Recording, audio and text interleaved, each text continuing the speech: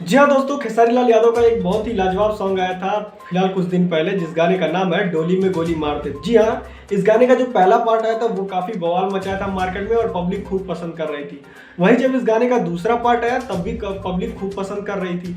और वहीं जब इनके जो राइटर है पवन पांडे जी, उन्होंने पोस्ट किया था कि डोली में गोली मार दे इसका थर्ड वर्जन भी आने वाला है, तो पब्लिक काफी एक्साइटेड थी। लेकिन 2-3 साल हो गए हैं, अभी तक उनका गाना नहीं आया और उन्होंने बताया था कि नवंबर लास्ट तक उनका डोली में गोली मार दे खेसारी लाल यादव का जो गाना है वो रिलीज किया जाएगा। लेकिन अभी तक इस गाने से रिलेटेड कोई न्यूज़ नहीं मिल रही है।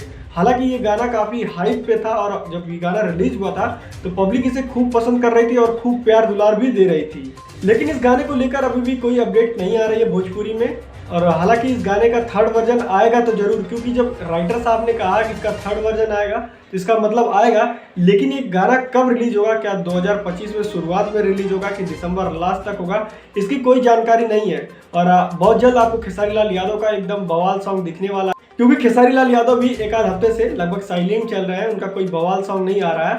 लेकिन उनका एक बवाल सॉन्ग जल्द आप लोगों के बीच में रिलीज किया जाएगा जो कि मार्केट में खूब बवाल मचाएगा।